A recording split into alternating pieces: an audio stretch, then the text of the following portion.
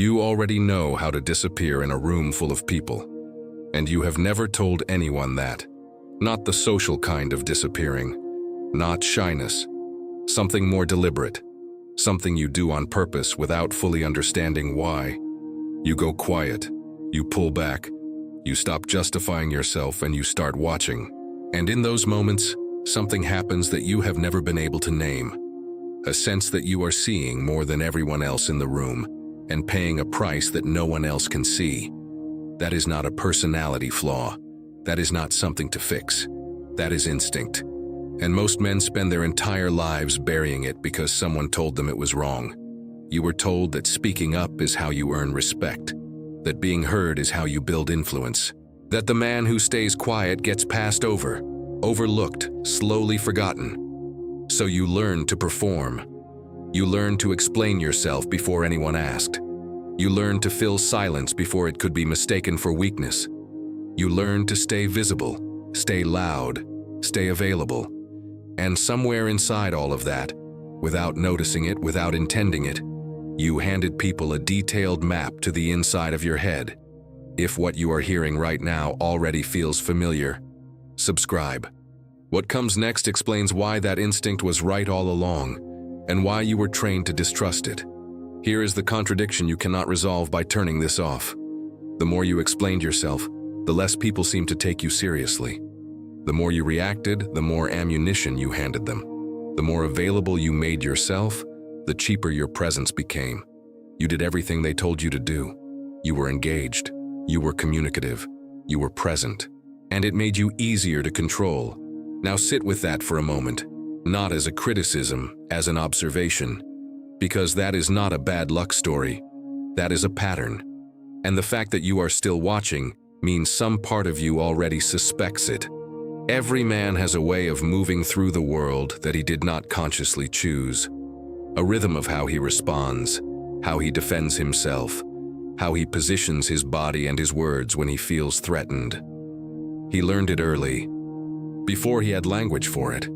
He learned it by watching who got respected and who got dismissed, by watching what happened when someone stood their ground quietly versus when someone pushed back loudly. He absorbed those patterns so completely that they stopped feeling like patterns. They started feeling like him. But there is a difference between who you are and what you learn to do to survive. Personality is not identity. Personality is a strategy you adopted before you were old enough to choose a strategy. And the problem with strategies you never chose is that they keep producing the same results, even when those results stopped serving you a long time ago. Think about the last time you over-explained yourself. Not just explained, over-explained. You made the point. It landed, and then you kept going. You added more words after the silence. You justified after the other person had already heard you. You kept the conversation alive past the moment it should have ended. Why? Not because the extra words were necessary, because the silence that would have followed felt like losing, because somewhere, in an earlier version of your life, going quiet meant you had already lost. That version of you made sense. He was operating in an environment where being loud was how you got taken seriously, where making yourself known was how you stayed safe. That strategy worked then. He used it and it protected him. But he never stopped running it. He is still running right now, inside you, activating every time there is a pause in conversation that goes 1 second too long. Every time someone looks at you without reacting. Every time you send a message and do not get an immediate response. Every time you feel the pull to fill the gap before someone fills it with a wrong interpretation of you. The pattern is not random. It has a logic. It was built around one specific fear, that if you stop performing, you stop existing in other people's eyes, that your value is contingent on your visibility, that a man who cannot be heard is a man who cannot be respected, that silence is the sound of losing, and that belief, quiet, invisible, never examined, running in the background every single day, is the exact thing that keeps handing your power to other people. But here is where it gets more uncomfortable, and I need you to stay with this part. You probably already know this, not as theory, as experience. You have had moments where you said nothing and watched someone else completely unravel in the space you left them. You have seen what happens when you stop chasing a response and the other person starts chasing you instead. You have felt the shift in the air when you go still while everyone around you is loud. You have held a position without defending it and felt the room rearrange itself. You have done it. Maybe once, maybe a few times. You know exactly what it feels like. And then you went back to explaining yourself anyway. That is the real wound. Not that you never understood. It is that you understood and could not hold it. Because the pull toward reaction is not just a habit you can break with information. It is identity. The version of you that needs to be understood, that needs to correct the record before the wrong version solidifies, that needs people to see him accurately. That version is not just a pattern running in the background. He is who you have been for so long that silence genuinely starts to feel like self-erasure. Like if you stop explaining, you stop existing. So the real question is not whether you understand the concept of silence. You clearly do. The question is whether you can tolerate who you become in the absence of the feedback loop. Whether you can exist without the confirmation. Whether you can be misread, completely, unfairly misread, and not feel the compulsion to fix it. Whether you can be unread and not panic. Most men cannot. And that inability, not ignorance, not laziness, not lack of strategy, that is what keeps them permanently exposed. Watch what happens in a room when one man stops reacting. Not dramatically, not as a statement, he just stops. Someone makes a comment designed to test him. He hears it. He does not respond. He does not shift his posture. His face gives nothing. He does not look away. He does not look like he is holding back. He simply continues. The room waits. The silence stretches. And in that stretch, something changes. The person who threw the comment suddenly has nowhere to put their energy. They expected friction and got nothing. They expected to see him adjust, and instead saw the surface of a man who has quietly decided they are not worth the adjustment. That silence is not emptiness. That silence is weight. People misread power because they confuse it with volume. Confrontation keeps you on the same emotional floor as your opponent. It says, what you did mattered enough to reorganize my behavior. Non-reaction says something else entirely. It says, I was already moving before you opened your mouth, and I will still be moving when you are done. Reaction is always a confession. Every time you explain yourself without being asked, you confess that you need to be understood. Every time you argue with someone who is not worth arguing with, you confess that their opinion has the power to destabilize you. Every time you send the follow-up message when the first one got no response, you confess that their silence is louder than your direction. Every time you rush to fill the quiet, you confess that you cannot survive in it. These are not character flaws, they are strategic leaks, and they cost more than most men ever calculate. The man who gives nothing gets projected onto. People cannot tolerate ambiguity. Their minds fill it automatically. When they cannot read you, they do not dismiss you. They write stories about you. They imagine competence. They assume strategy. They fill the blank with something more formidable than anything you would have offered if you had explained yourself. You become more powerful in their imagination than you could ever become through justification. This is the mechanics of mystique. Not coldness, not arrogance, containment. And the men that rooms organize themselves around, without those men asking for it, without those men demanding it, are always contained men. If the last few minutes landed somewhere you weren't expecting, hit the like, not for the algorithm, because you want to be able to find this again. Here is something negotiators learn that most men never do. Silence is pressure, not a metaphor for pressure. Actual psychological pressure, the kind that builds in the chest of the person sitting across from you when you stop talking and do not appear to need the conversation to continue. They do not think you have run out of things to say. They think you know something they don't. They think you are comfortable in the uncertainty, and that comfort makes them desperate. They will speak to relieve it, and every word they offer after your silence is a concession you never had to ask for. a position they gave up because they could not stand the quiet. This is not manipulation. This is what happens when one person is more at peace with open questions than the other. The one who needs resolution first always loses ground. The one who can sit inside the unanswered, without rushing to close it, controls the tempo of every exchange that matters. Stay with this. What comes next is where this stops being a concept and becomes something you have to actually decide about yourself. Subscribe now so you do not lose the thread. The most dangerous figures throughout history were rarely the loudest ones. They were the ones who made everyone around them uncertain about where they stood. They did not answer every accusation. They did not respond to every provocation. They let silence do the work that armies would have cost them. Because fear of the unknown is always more paralyzing than a visible threat. You can prepare for what you can see coming. You cannot prepare for what you cannot read. This changes how you have to look at every social interaction. Every conversation, every single one, is a small negotiation over who controls the frame. Whoever reacts first, justifies first, explains first, has already accepted the other person's terms. They have stepped into emotional territory that was set by someone else. And once you are in someone else's territory, you are playing defense on their ground. You did not choose the game. You did not choose the rules. You just started playing because it felt like the only option. The most effective response is often not a counter move. It is to refuse the game entirely. When someone provokes you, they are not attacking. They are running a test. They want to know if you can be moved. If you cannot be moved, the test fails. A test that fails does not escalate.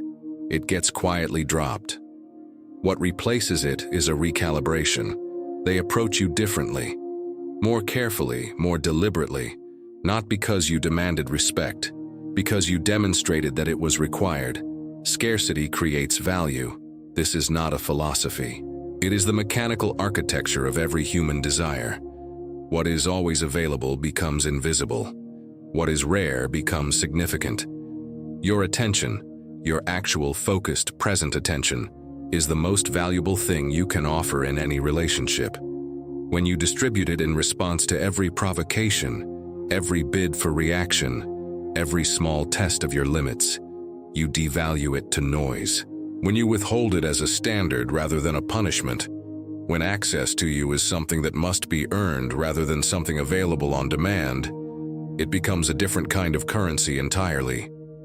The ones who earn it will treat it differently from the ones who were handed it for free. This is not a theory. You already know this from experience. You have seen it happen. In every relationship in your life where you were too available, too responsive, too eager to smooth things over, you have seen how that availability was eventually taken for granted, not out of malice, out of the simple logic of abundance. When something is always there, people stop noticing it is there at all. Before we go further, think of one person in your life right now whose opinion you are working too hard to manage. Not fight, manage. You do not have to name them out loud. Just notice that the effort is happening. There is a specific kind of man who unsettles people without ever raising his voice. He is not physically imposing. He is not aggressive. He is simply unreadable. He listens more than he speaks. When he does speak, each word is placed deliberately. He does not apologize for truths that make the room uncomfortable. He does not rush to smooth over tension. He lets discomfort settle into the space like furniture, present, visible, entirely undisturbing to him. And because it does not disturb him, it disturbs everyone else. That quality is not natural confidence the way people romanticize confidence. It is not something you are born with or not. It is the accumulated result of choosing, again and again, in small moments that no one else can see, not to react when reaction would have been easier. It is the residue of all the times you felt the pull to explain and didn't. All the moments where you let someone hold an imperfect version of you without rushing to hand them the corrected one, because you had quietly decided that the corrected version was none of their business. And that decision, made enough times, held long enough, becomes the thing people feel when they walk into a room with you. Before you say a word, So here is the answer. I want you to let it land completely before I say what comes after it. Silence is not a tactic you deploy when the situation calls for it. It is a standard, a baseline, a decision about what is actually worthy of your internal reorganization. Most of what provokes you day to day is not worth the energy it takes to respond. Most of the people who test you are testing because of their own instability. They need to know if you can be moved, because having things they can predict is how they manage their own anxiety. When you stop being predictable, they lose that anchor, and their discomfort at losing it is not your problem to solve. Their discomfort is their information. It is telling them something about themselves. Let them have it. That is the answer. Withdraw from what does not serve you. Not as a performance, not dramatically, silently, consistently as a practice. And watch the relationships around you begin to reorganize around your actual weight instead of the weight you were performing. Feel that. That is the simplicity of it. That is the release. Now here is the part that goes further than anything before it. And this is the part most videos never say. The reason you keep failing to do this, the reason you genuinely understand it, and still send the follow-up message, still over-explain, still check if they responded, still feel the pull to correct the wrong impression, is not weakness of character. It is grief. There is a version of you that was built specifically for a world where being seen was the only way to be safe, where going quiet meant disappearing, where silence was the sound of already losing. That version of you did not survive by being still. He survived by being heard. He learned early that if you did not make yourself known, you got overlooked, and that lesson was accurate. For that environment, at that time, with the tools he had, it was accurate. But you are not in that environment anymore. You have not been for a long time. And he is still running the same strategy, still filling silences that do not need to be filled, still explaining to people who have already decided, still performing for an audience that left years ago. You cannot break that with discipline alone. You cannot think your way out of it. The pattern does not dissolve because you understand it intellectually. It dissolves when you finally acknowledge what it cost that version of you to carry it this long. When you let him know, not as a concept, as an actual felt acknowledgement, that the environment that built him no longer exists, that he did what he needed to do, that you are not abandoning him. You are just not going to let him run your life from a war that ended years ago. Until that happens, not the tactical silence, the emotional one, you will keep going back. Not because you are broken, because you are loyal to a version of yourself that kept you alive. And loyalty is not a flaw. It is just pointed in the wrong direction. Tell me in the comments, are you actually done explaining yourself, or do you just think you should be? There is a difference. Be honest about which one it is. There is a man on the other side of this work who moves differently. He does not announce himself when he walks into a room. He does not manage how people perceive him. He is not cold. He is clean. He knows precisely what is his to carry and what is not. He lets misunderstandings exist without rushing to correct them. He lets people fill in the blanks about him and does not go back to check what they wrote. He gives his attention rarely enough that when he does give it, it means something real. He speaks rarely enough that when he does open his mouth, the room shifts slightly to listen. He did not become that by watching videos about it. He became that by paying the price, repeatedly in private, when no one was looking. Of being misread and deciding that was acceptable. Of being misunderstood and deciding that was survivable. Of letting someone walk away with an incomplete version of him and choosing not to chase them with the full one. Most men never pay that price. They keep buying their way out of discomfort with explanation. They keep trading clarity for peace. They hand out justifications like currency, spending themselves down trying to purchase the experience of being understood. And the more they spend, the less weight they carry. The more they explain, the less anyone listens. The more they chase being seen, the more invisible they actually become.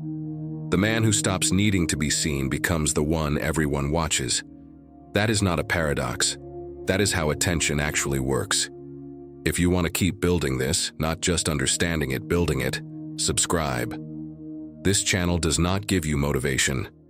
It gives you the actual map of what is running inside you. That is a different thing from everything else you have watched. At the start of this, I told you something. That you already know how to disappear in a room full of people. That you have never told anyone that. What I did not say then is what I will say now. That instinct was never the problem. The problem was that you were taught to be ashamed of it. You were taught that a man who observes instead of performs, who withholds instead of broadcasts, who moves through a room without announcing himself, that man is losing. That man is passive. That man does not matter.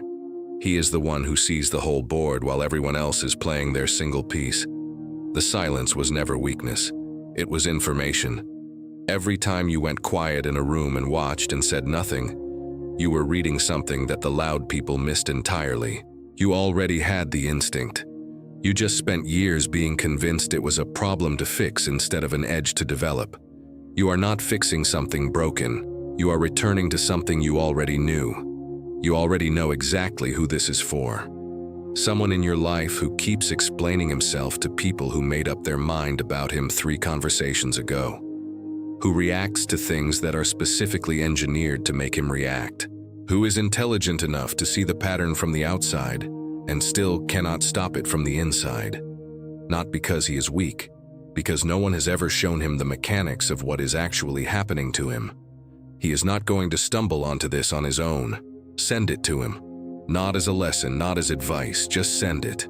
Today, not when you remember to. The final question is not about silence. Silence is just the visible surface of this. The question underneath it, the one that actually matters, is this. If you stopped performing for the people around you, completely and permanently, without announcing that you were doing it, who would stay? Not who would understand, not who would approve, who would actually still be there. That answer is the only foundation worth building anything on. We spent this entire conversation talking about what happens when you stop reacting to other people. But there is a layer beneath that one that is harder to reach and more important to find. What happens when you stop reacting to yourself, to the voice inside you that narrates your failures before anyone else gets the chance, that keeps score of every mistake, that runs the story of why you are not quite enough yet? That voice has been louder than any person in your life for a long time. And it operates by the same mechanics as everything we talked about today. That is the next conversation. And it goes somewhere most men refuse to look.